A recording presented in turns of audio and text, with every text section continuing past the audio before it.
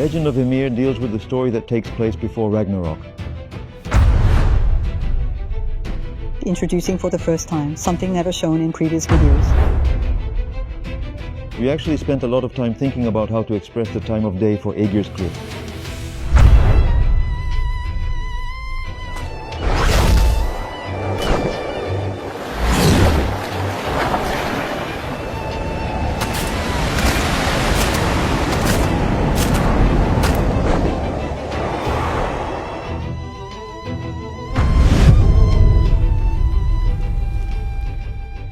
Hello, I'm Sakhun, the executive producer of Legend of Ymir.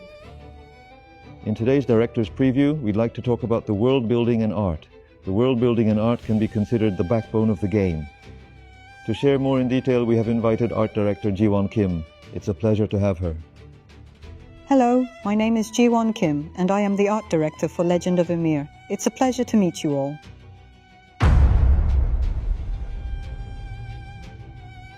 When we first planned the game, the most fascinating aspect to us was the event of Ragnarok. It is also the most famous event in Norse mythology. Since our Legend of Ymir tells the story that takes place before Ragnarok, we thought it would be easier to portray those aspects with a unique touch that only Ymir can deliver. I think we focused on building upon the raw essence of Norse culture while adding just the right touch of mythological charm. We put a lot of effort into maintaining a balance of about 80% historical accuracy and 20% fantasy. Through this, we were able to present Ymir's own interpretation that has not been shown in other media. While working on the Legend of Ymir project, I think we spent a lot of time figuring out how to avoid making it look light, since expressing rough, natural and heavy emotions required real weight. Let's take a look at the backgrounds and talk about how these elements are actually reflected in the game.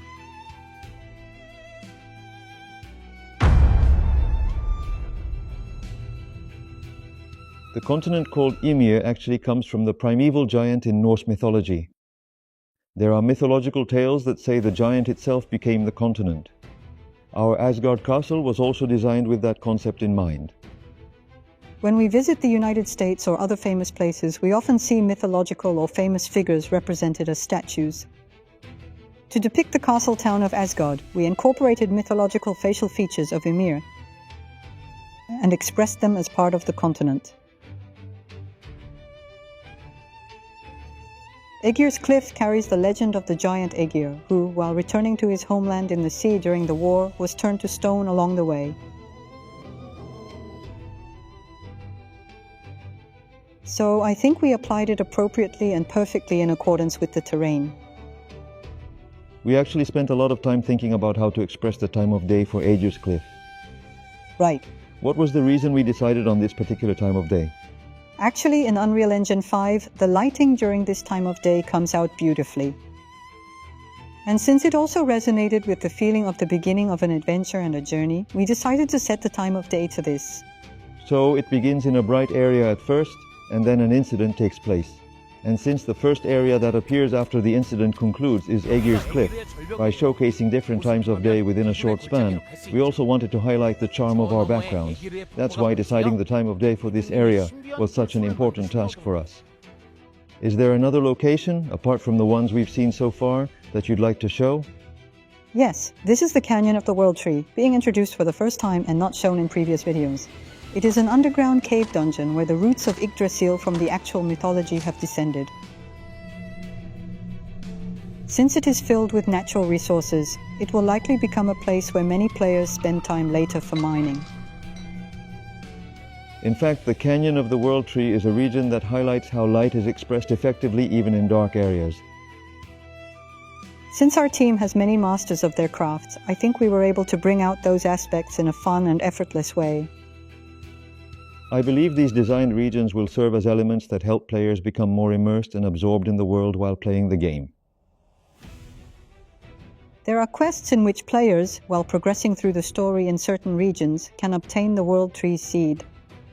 With the obtained World Tree Seed, players can open a portal. Some objects in the field also react to it. Through this, players can activate a portal to the next region. This could serve as a key element in the gameplay. In games, interaction is undoubtedly important, because we're not just watching passively. When playing the game, we are truly inside that world. In a way, these processes allow players to become more immersed in YMIR, and we hope they will make those aspects resonate more strongly.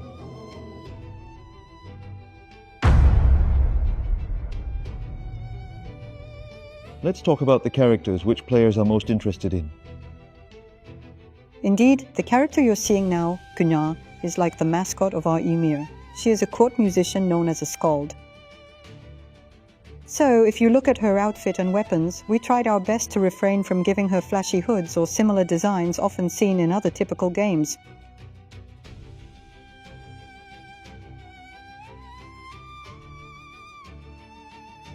When creating the characters, we did a lot of face scanning, right? It seems there are about 180 cameras used to capture the faces of real models like this. Those cameras capture the model's face, which is then transformed into 3D. After some consideration, we decided to take on the challenge, and it turned out to be a part we could integrate very naturally and efficiently. Among the processes we worked on, what comes to mind are Thor and Loki. Since they are such famous characters and have been portrayed in various media, we focused heavily on giving them YMIR's own unique tone and color. As you can see, Loki's skin color is not ordinary. We talked a lot, the art director and I, about how we could make it look appealing while expressing it that way. Since Loki's character is portrayed so strongly in mainstream films, we put a lot of effort into creating distinctions from that.